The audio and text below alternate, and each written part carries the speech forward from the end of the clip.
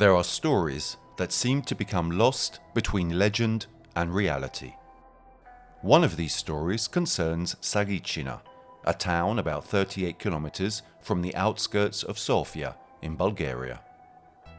Here, where time seems to stand still even today, and where it is possible to admire a harsh and uncontaminated landscape, in December 1990, some Bulgarian soldiers fenced off an area of land inhabited by just a few local farmers.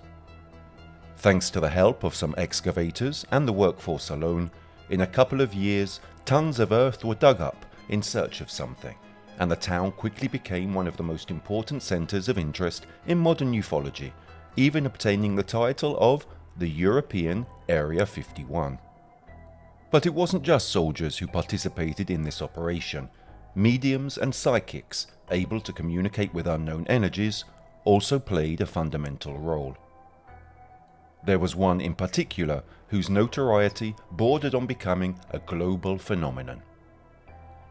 The name that stands out among these events is that of Baba Vanga, a woman with extraordinary clairvoyant skills who was able to communicate with alien spirits and entities, revealing to us that there is a dimension where not all truths are visible to human eyes. Loved in her country of origin to such an extent as to cause a veil of nostalgia in the eyes of those who knew her, and contested all over the world for her strong declarations, she had a life that was far from simple, but full of amazing encounters. And thus begins our journey through time.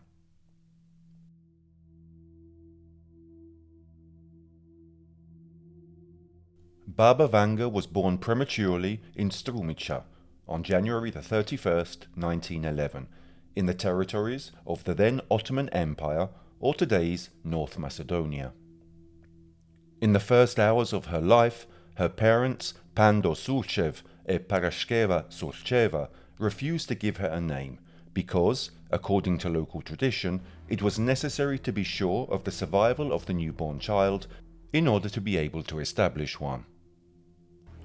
When the baby girl cried for the first time, however, a hospital midwife, as if driven by a magnetic force, felt the duty to go against all forms of local superstition, and in the freezing winter afternoon of that day, took to the streets with the baby in her arms.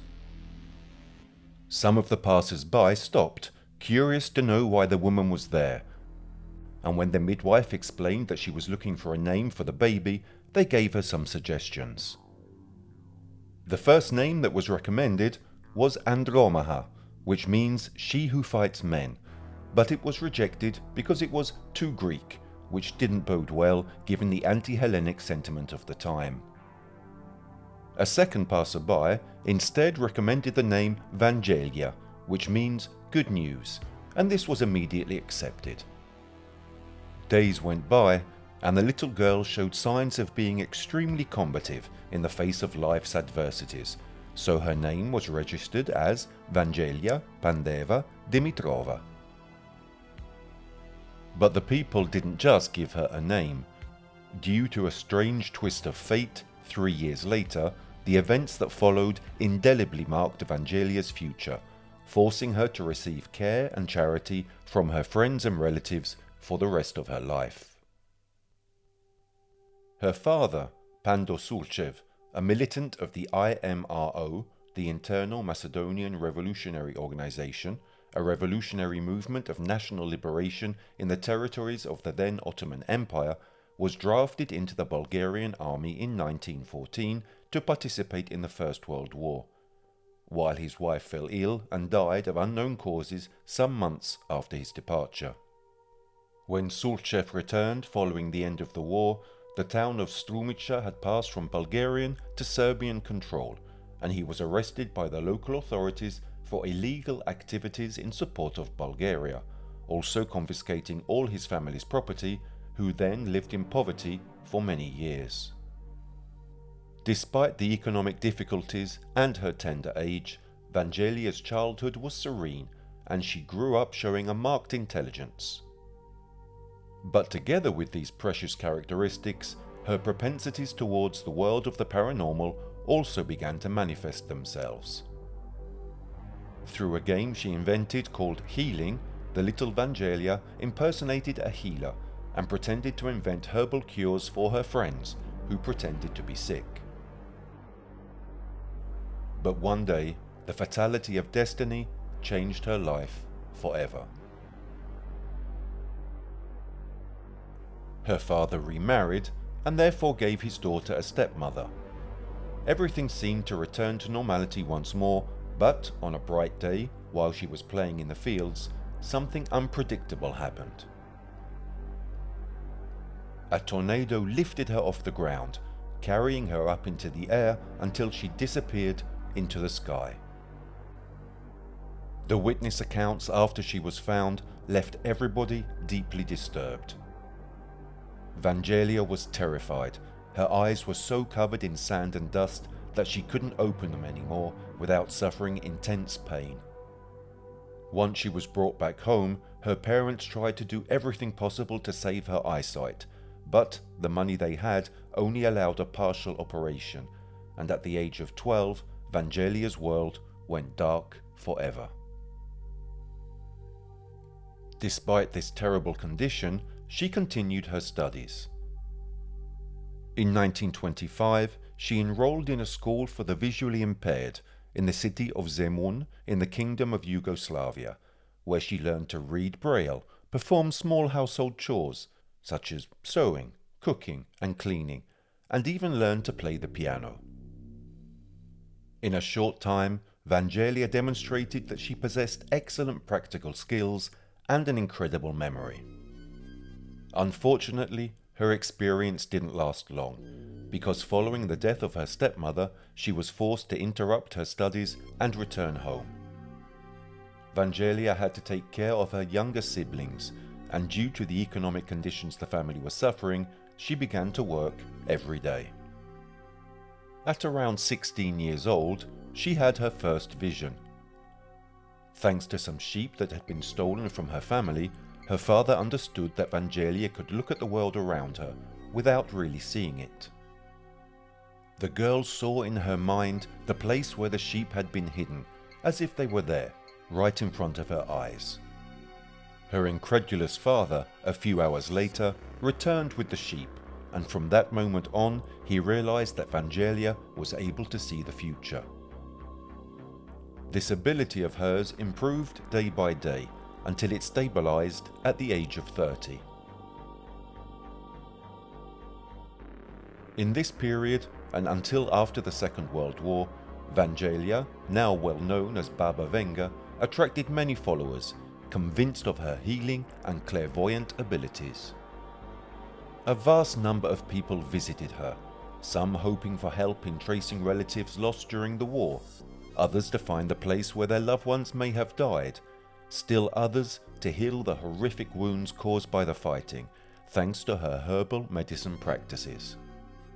All of them returned to her at least once to thank her or offer her something in return for her services, and her loving soul was forever engraved in the memory of those who met her.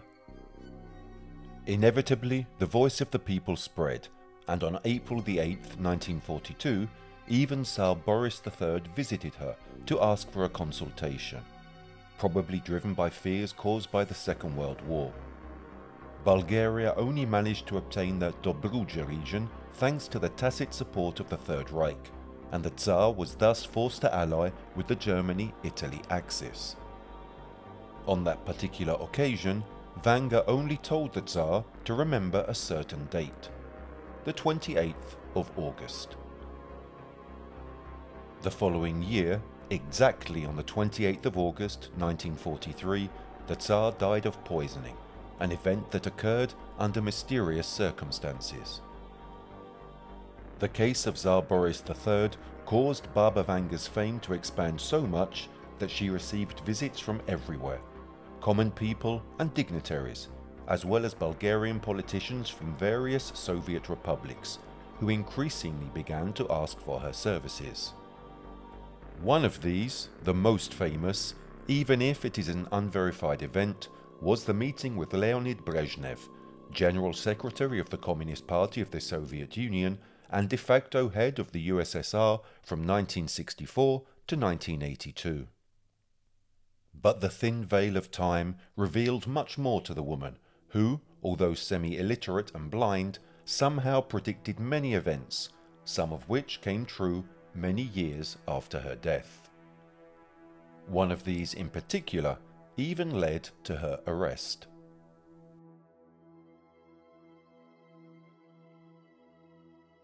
In 1952, she declared before the Soviet powers that she knew that on March the 5th, 1953, Stalin would die. However, seeing as Bulgaria was also a communist country at the time, Vanga was seen as a threat and imprisoned. Stalin died precisely on March the 5th, 1953, from a brain hemorrhage, and the woman was freed. But she didn't just make predictions related to the countries of the Soviet Union. Some of them mentioned events of a global order. In 1980, the woman pronounced a new and chilling vision she had seen. These are her exact words: "Kursk will be submerged in water, and the whole world will shed tears for the event." To the eyes of the world, it was considered an impossible event, given that Kursk is located almost 600 kilometers from the sea coast. Yet, 20 years later, the prophecy came true in a truly remarkable way. On the 12th of August, in the year 2000, the Russian nuclear submarine Kursk sank in the Barents Sea, killing 118 people on board and becoming one of the largest naval disasters in Russian history. Nobody, up until that moment, would have believed such a thing possible, but the news spread quickly around the world, and the power of Baba Vanga was associated with that of Nostradamus. A few years later, in 1989, Baba spoke of an event that at the beginning of the new millennium would threaten world peace, and many, again, did not fully understand the meaning of her words. This is what she said: "Horror, horror! Our American brothers will fall after being attacked by steel birds. Wolves will howl in a bush, and innocent blood will flow."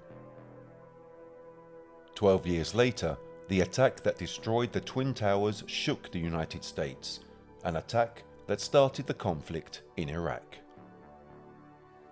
Even today, the media often quote Baba Vanga, linking many of her predictions to true events, some of which include the rise of ISIS, China's rise to power, the fatal tsunami that killed 220,000 people in Southeast Asia in 2004, and many others that are just as frightening and hopefully will never come to pass. Like that of the dissolution of the Soviet Union more than 40 years ago, and though still unclear what she is referring to, saw Putin emerge as a prominent leader. All will thaw like ice, only one will remain intact: the glory of Vladimir, the glory of Russia. Too much is held within one victim. Nobody can stop Russia. Everything will be removed from its way, and will not only be kept, but will also become the Lord of the world. There are also alleged predictions of numerous and major disasters that will affect us starting from 2023. Enormous cataclysms, meteorites colliding with the Earth, the shifting of the Earth's axis, terrible solar storms, and a worldwide ban on births, imposed specifically because of the developments of these difficult situations. Apocalyptic events that would have the power to change human consciousness by subjugating us and significantly diverting the parable of our evolution. But that's not all. In fact, Vanga allegedly revealed that starting from 2183, events of global and universal interest would see the human community linked to that of the alien one. Human colonies on Mars, an overt alien contact, and an abandoned spacecraft on planet Earth that could spawn a new disease, causing instantaneous aging. But Vanga looked even further into the future. 4304. A solution will be found to overcome any disease. 4308. Due to the mutation, people will finally start using their brain more than 34% of its capacity, and they will completely lose the notion of evil and hatred. 4509. Knowing God. Man will finally reach a level of development so advanced that he can communicate with God. 4599.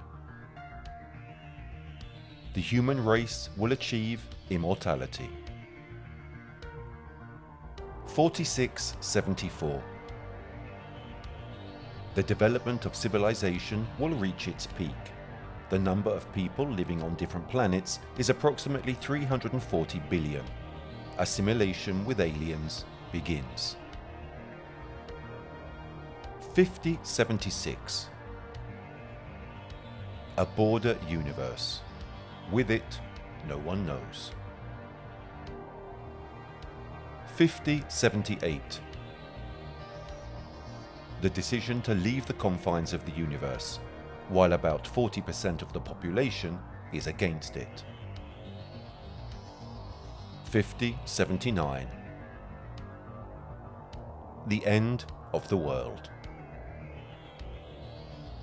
It is not certain how many and which of the prophecies that came true later could actually have been attributed to Barbara's words. There are no official documents that cite her, but only the testimonies of followers and enthusiasts, on blogs and in newspaper articles. On this basis, it is therefore also possible that part of these predictions have been artfully created in order to give greater visibility to this figure, or, as in the case of the prediction regarding Russia, to obtain favourable treatment from the powerful elements in office in the governments of the ex-Soviet bloc. These are only theories, but one thing is certain. With the fame obtained by her foresight, Vanga even managed to override the imposition of the local Orthodox clergy's bodies of power. Continuing into the 90s, in fact, with the proceeds from her clairvoyant activities and the donations of those who supported her, she built a church in the city of Petric as a place of worship. This event created quite an amount of friction within the clergy, who had no intention of consecrating the strange building. The structure did not have an altar, a dome, or a place to pray, and the ornaments present were a series of portraits of saints painted by Svetlin Rusev, a Bulgarian artist famous for his experimental art. Eventually, however, fearing the wrath of her followers or possible political patrons, church leaders agreed to consecrate the building. On the 11th of August 1996, Vangelina died of complications related to breast cancer. Her funeral is attended by a large crowd, and in accordance with Vanga's will, her house in Petric becomes a museum which opens its doors to visitors from all over the world on May 5, 2008. In the course of her life, Vanga not only made statements about future events, she also claimed that the abilities she possessed were linked to something non-terrestrial, non-human. According to her words, all the prophecies were caused by the presence of creatures invisible to our eyes, but not to hers. Creatures whose provenance she could never clearly explain. These entities could give her information about people and would never transmit it directly to the interested parties, because, for these aliens, distance and time do not exist, unlike that which is true for normal human beings. For Vanga, the life of all those who were in front of her was like a film, which projected from birth until death, and would lead her to remote or future times, where none of the events could ever have been changed, even under her own will. Thanks to her abilities, the Soviet leaders reserved extreme tolerance for her activities as a clairvoyant, a non-indifferent fact, given that the communist government persecuted all those who declared themselves as clairvoyants, or at least tried to prevent their fame from expanding, seeing in clairvoyance a superstition from the past to be eradicated. Thus Vanga was not only tolerated and loved, but she became the only fortune teller supported by the Soviet Socialist Republic. But who or what are these entities?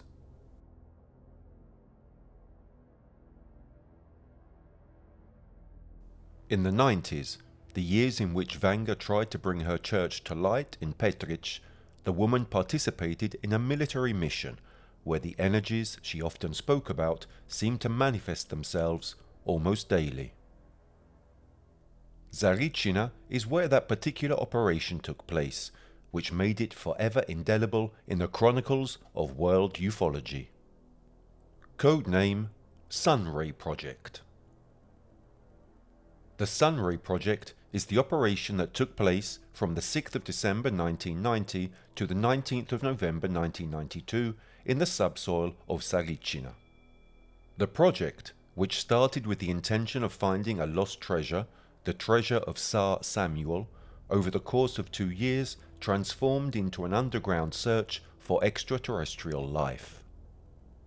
In order for the mission, led by the Ministry of Defense, to be successful, the military recruited 3 people with extraordinary psychic powers, including clairvoyance, communication with the spirit world, and healing.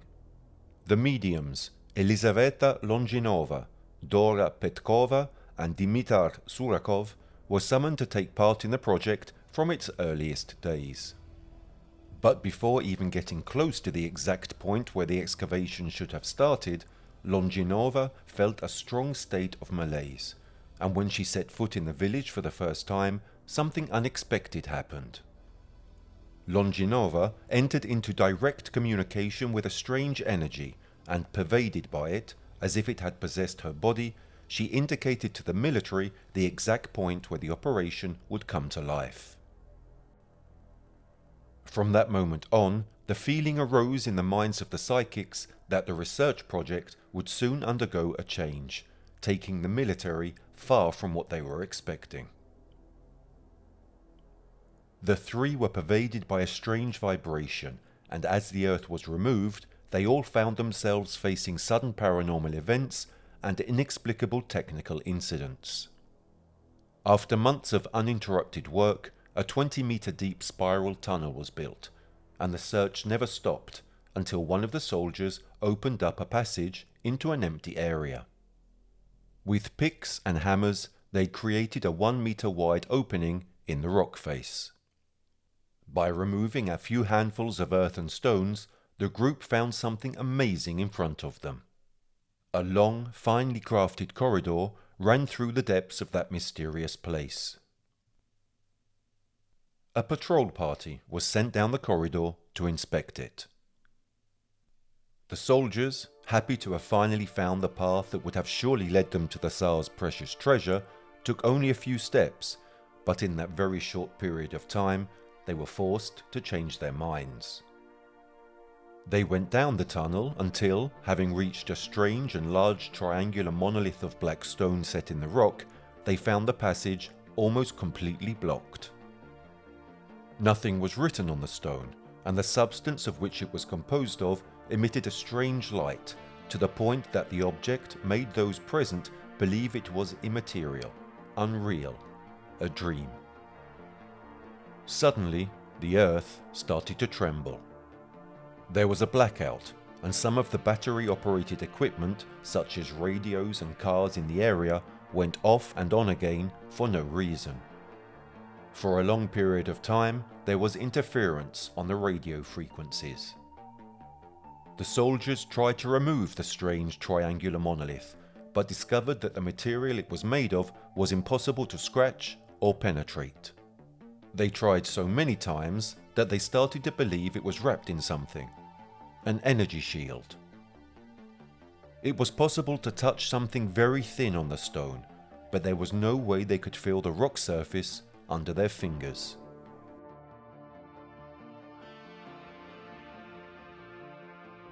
The next day, the 3 psychics incessantly interviewed the local population, and built up a collection of testimonies from the inhabitants.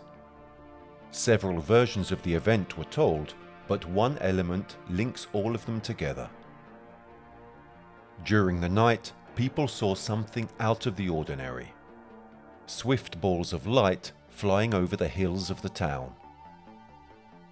Some of them told of bizarre bipedal beings who, under the cover of darkness, roamed near the security perimeter. A detail also reported later by the military, who more than once found themselves pointing weapons and torches at humanoid figures hidden in the midst of the shrubs, who were able to dematerialize as soon as they were bathed by the torchlight. Then a strange and worrying testimony was added, which found positive response among all those present. A deep voice, the same night in which the strange corridor was found, resounded through the whole town, pervading it. Colonel Svetko Kanev, after listening to the report collected by the mediums, decided to continue the excavations, but they would take place only under the indications of the group of psychics. This was the part of the facts that led Baba Vanga, now in her 80s, to face the long journey from Petric to Tsaritsina. Her goal was to clarify the situation and reassure the people who were participating in the operation.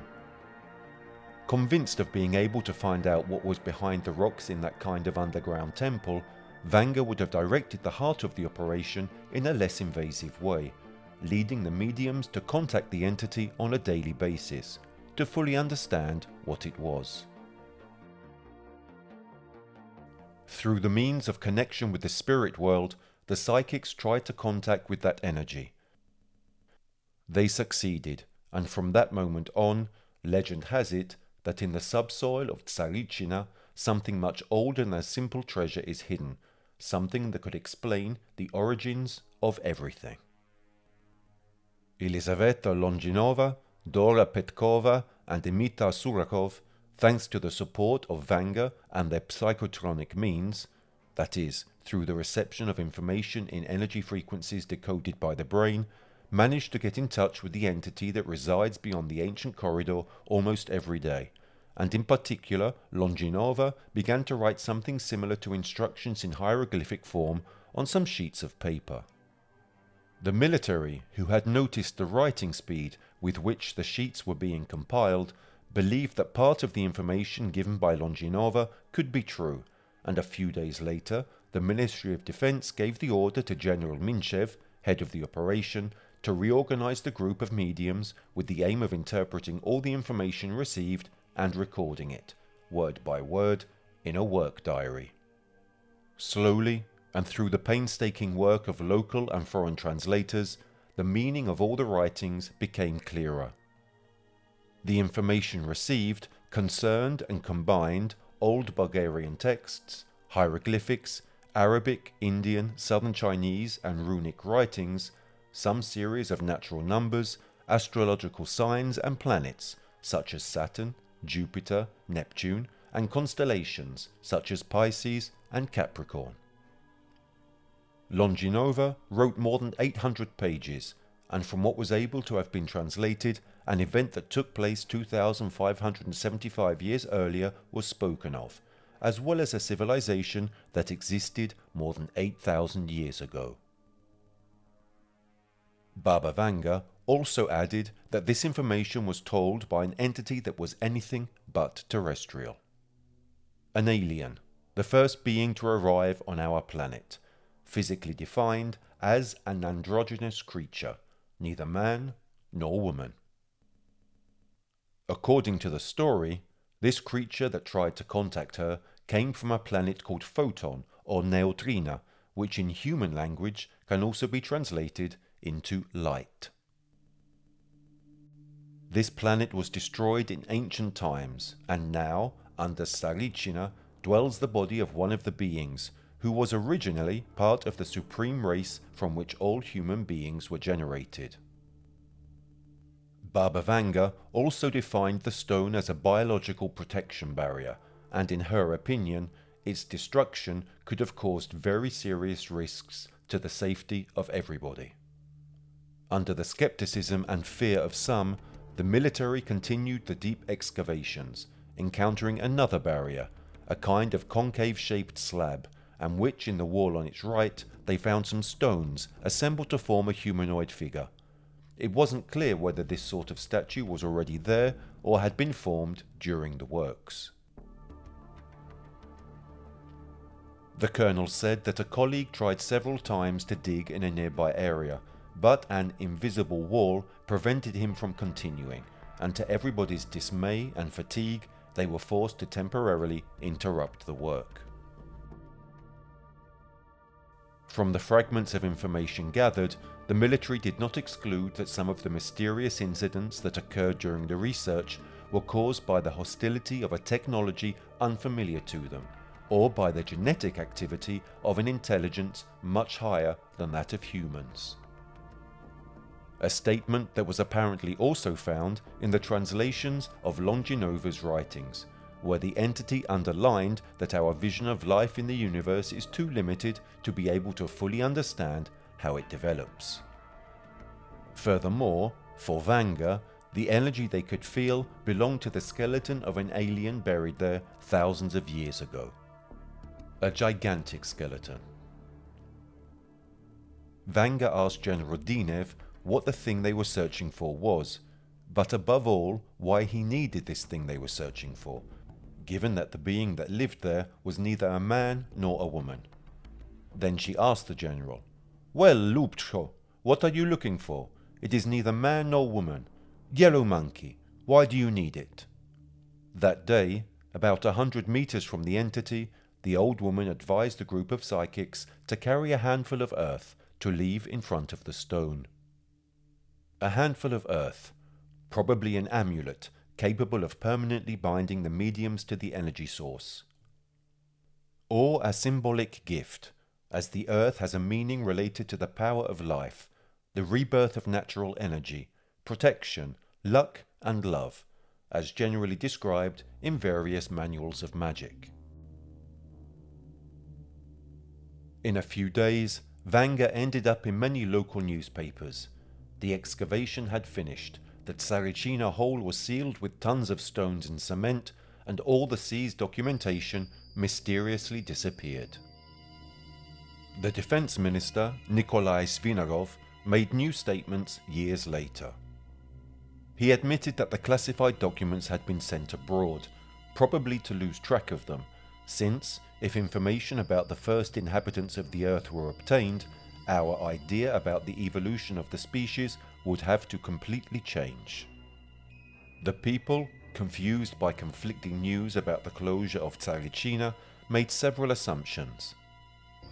Some argued that the reason was linked to the will of the military, others of the mediums, others still due to the too high cost of the mission, also given that the Bulgarian economy was in extreme difficulty following the fall of communism in the country.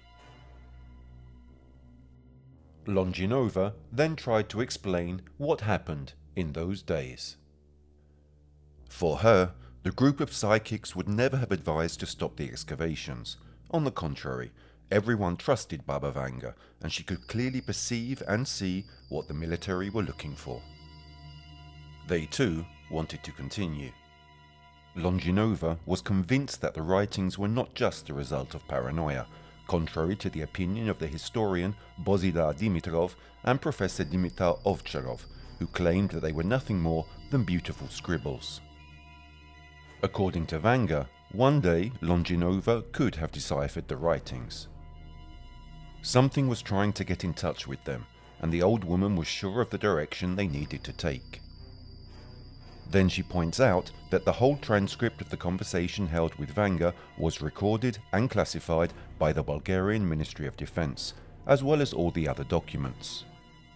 But she remembered very little of the whole affair, probably also due to the influence of the intense moments they went through. With the visibility obtained thanks to the stories that spread throughout the country and later worldwide, there were other people who went to Stagicina with the same abilities to connect to these energies. An example of this is the first-hand experience of a friend of Ivomir Dimichev, a world-renowned Bulgarian writer who has published a series of philosophy and self-help books dealing with the theory of cogitality. The objective of this theory would be to consciously manage one's energies in every field, establishing a sort of connection to cosmic frequencies which extend over a hologram reality.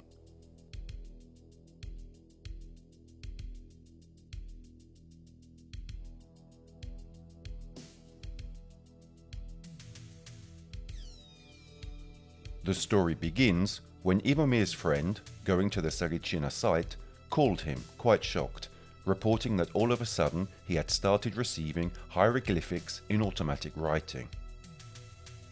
As had happened for Longinova, the man constantly felt the urge to imprint strange texts on paper. He also happened to see some strange images in his mind and wanted to represent them. Ivomir then asked him if he could analyze the material. The things he saw surprised him. In front of those papers, the writer became quite sure. The energy he was trying to get in contact with was most likely the androgynous creature the legend tells of. In his opinion, all this was not the result of chance, but was manifesting itself through the cogital mind of his friend, who, by establishing a connection with the energy, could also have recovered the missing parts of what he himself had only partially discovered, because knowledge, he stressed, cannot disappear. The messages received from the entity were exactly what he was trying to explain through his book, and the same experiences lived by his friend were proof of this. The information that he, up until that moment, had only theorized was unquestionably finding a result. His friend was explained how to ask for the translations of the writings. A few days later, he called and reported in detail some information about the mysterious megatron frequency. The following is an excerpt from the message received from the entity of Saricina. The triple helix is just the beginning of a new human evolution. The number of chromosomes will increase greatly, and it is all already written in the human gene. One day, you too will master the low-frequency vibrations of the cell. With our arrival here, this frequency has decreased too much, so we have created this formula. The entity then reveals a formula for regulating the low-frequency potential of the cell. What the human being does not know is that he is responsible for this low vibration in the cells. Only this prevents the human race from destruction. On the one hand, it is very important for the functioning of the planet, while on the other, it is transferred to our generation to form the DNA triple helix and remove the barriers to lower frequencies. Even though the reason for the removal of these barriers is not clear, the entity goes on to tell the story of the planet it comes from and the secrets of the formula. Our world was doomed due to our stupidity and our playing with these energies that are responsible for almost the entire universe. The formula of the triple helix serves to find the spirit through a process of symbiosis and is still possible and available here on Earth, and it is very important since the evolution of the human race depends on this symbiosis. The frequencies of the cell are in fact transmitted by the DNA in space. This transpersonal frequency allows all thoughts of people to be transmitted to a higher reality. Everything is like a receiving antenna, which in no way eliminates the cognition and memory of the cell. A sort of universal memory, a cellular or atomic frequency memory. With the transpersonal low frequency, it will be possible for you to direct and master everything, such as gravity, as well as the human way of thinking and behaving. This is the one piece that is still missing in the puzzle of our descendants: humans. The current transformation can only be done by tuning the mind, cognitive abilities and knowledge of the cells, with what you call faith. This symbiosis will involve all known frequencies and those of which you are unaware.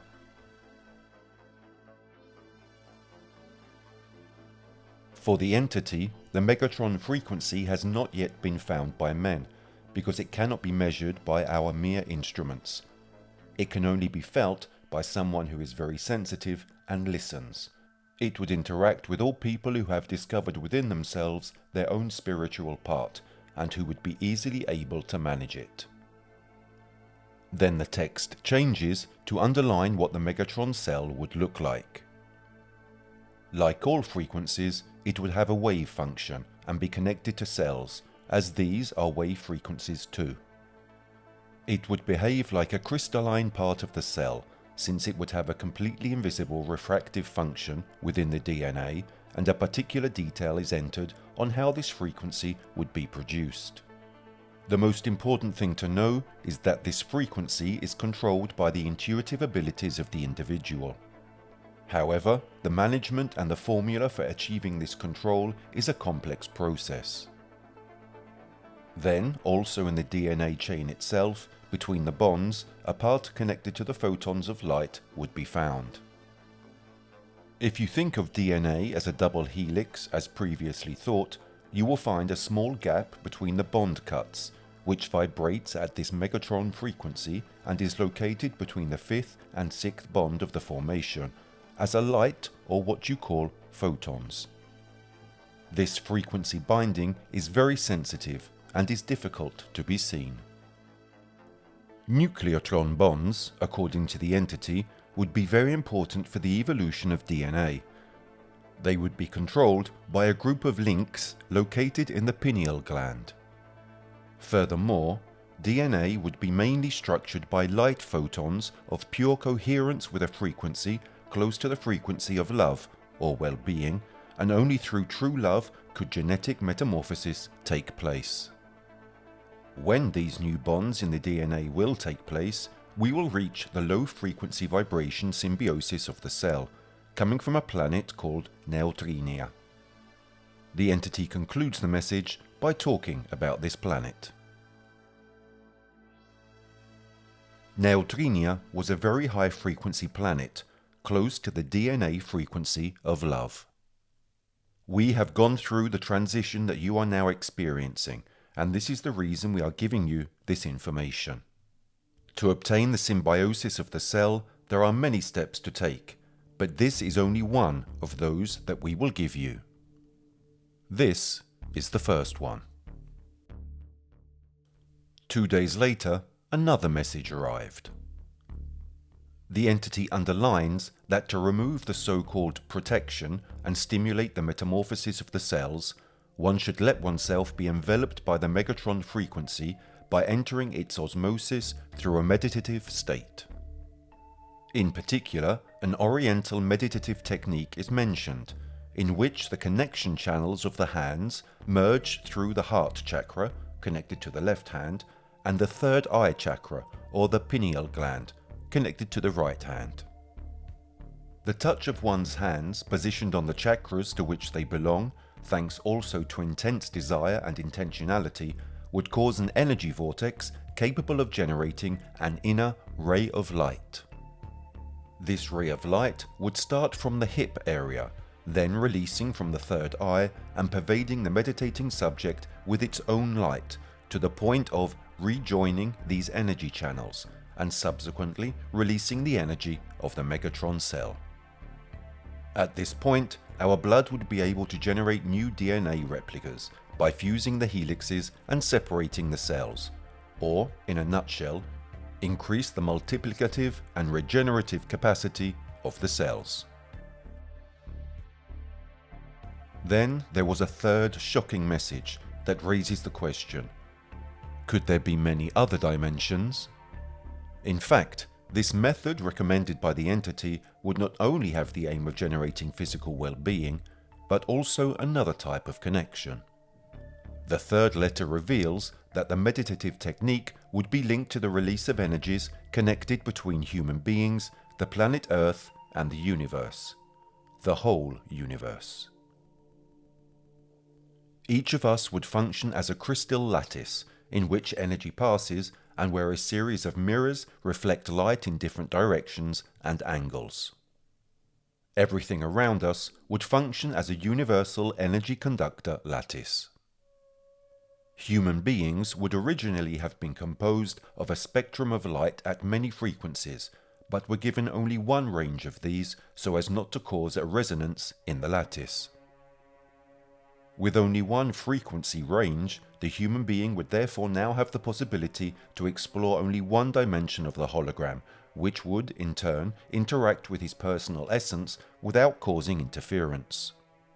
Therefore, everything emits frequencies, but we distinguish only some extensions of these.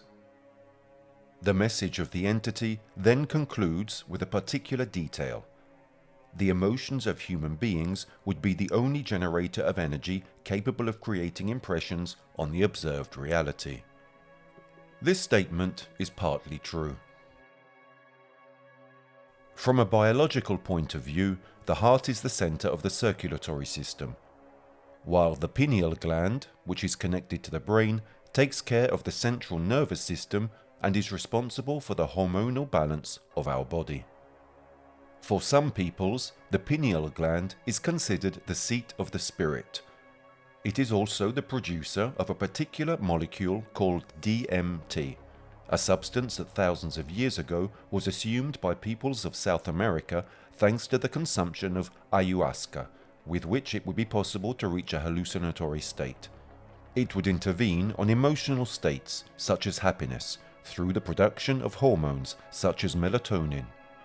There is, therefore, very likely a link between the meditative state and the energy benefits generated by it, even if it is not known that this type of technique can actually affect our genetics or the healing of serious diseases.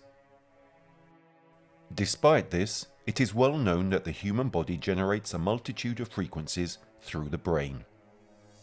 It works like an electrical biological machine, capable of decoding inputs and also involuntarily generating energy outputs, which are expressed through brain waves, discharging throughout the rest of the body.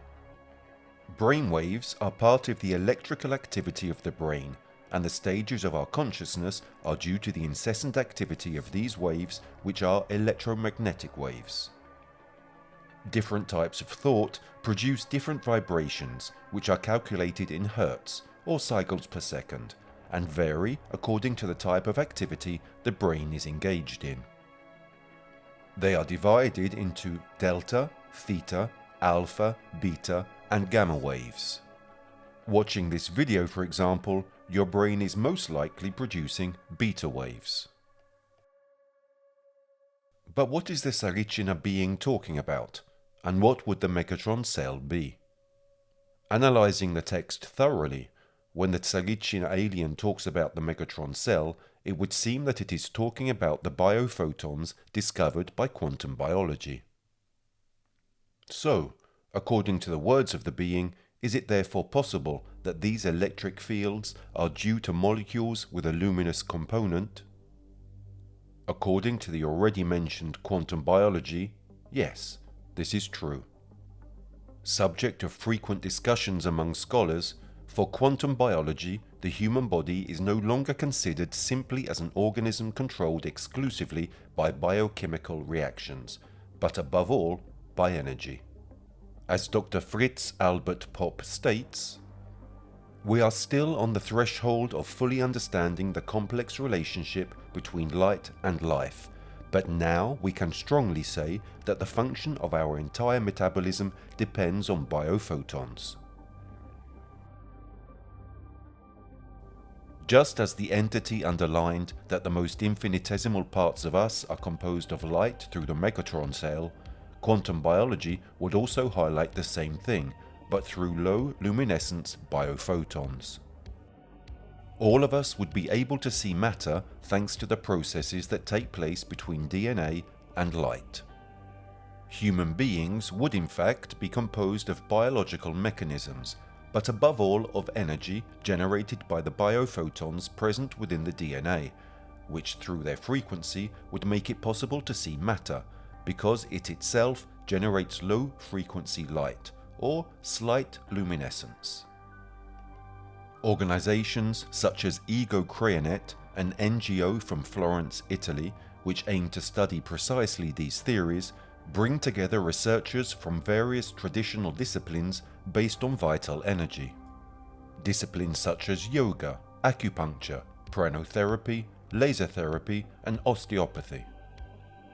Their aim is to overcome the current mechanistic setting of biophysical sciences and propose alternative solutions for medical research and treatment, including self-generative ones.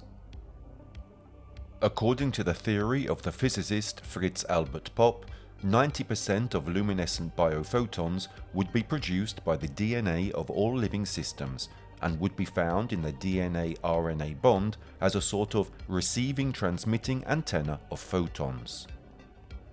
The chain of our genetic information would therefore no longer be just a mechanism caused by simple bonds of amino acids or proteins. Biophotons would be capable of remotely communicating information signals linked to the development and change of the human body, or morphogenesis, in all phases of life, from the fetus to the adult. Furthermore, these biophotons would regulate and favor an incisive action on the energy molecular balance, even going so far as to heal the individual psychophysically. However, to observe the bioquantum theory with different eyes, it is necessary to understand that even if it is impossible to see the photons, they react with the biophotons. But how?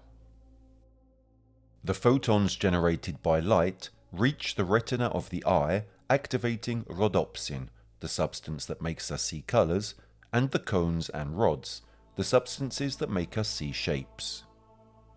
In order to transmit the signal to the brain and let us see the images, these substances cause complex processes of electrical impulses which, reaching the DNA of the neuronal cells, also irradiate and activate the biophotons within the same genetic chain.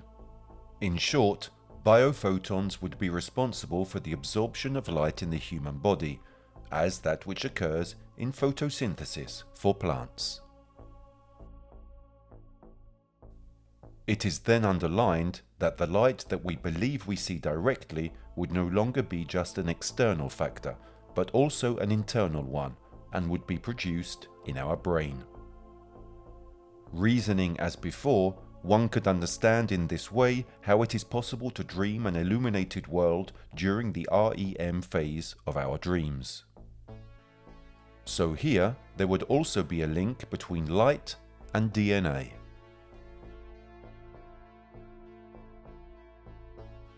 But could the suggested practices by the Salichina being and quantum biology really be effective for the development of new bonds and forms of DNA? This isn't clear. In any case, with an inquisitive eye, it was possible to confirm that quantum biology anticipates the Salichina being's theory by a long way, since we are talking about academic studies carried out almost 100 years earlier. According to research carried out in recent years, triple-stranded DNA does exist and is a source of study on genetic development and solutions against diseases such as cancer. In fact, DNA would not only be double helix, as we have always been taught, but there would be DNA with multiple types of helix, including the triple helix. Let us give a brief example. On average, in DNA, the bond occurs between a purine and a pyrimidine, which are found on two opposite strands of the chain. However, it is not uncommon to have a strand of the double helix composed exclusively of purines, and this entails the possibility of grafting a third strand with the same polarity, i.e. purine with purine. These kind of interactions are called Hoekstein interactions. The existence of these non-canonical pairings was proposed in 1963 by Karst Hoekstein, and they were experimentally observed for the first time only in 1974. So, what did the beings of Salichina hide from us? We may never know, at least until someone tries to open the site again, finally laying eyes on the truth, at the risk and peril of all of us. Or we can thoroughly analyze what we already know and demonstrate, as Ivomir Dimichev also says, that there is knowledge that cannot disappear. Human beings and their time are inevitably connected to the light of the stars.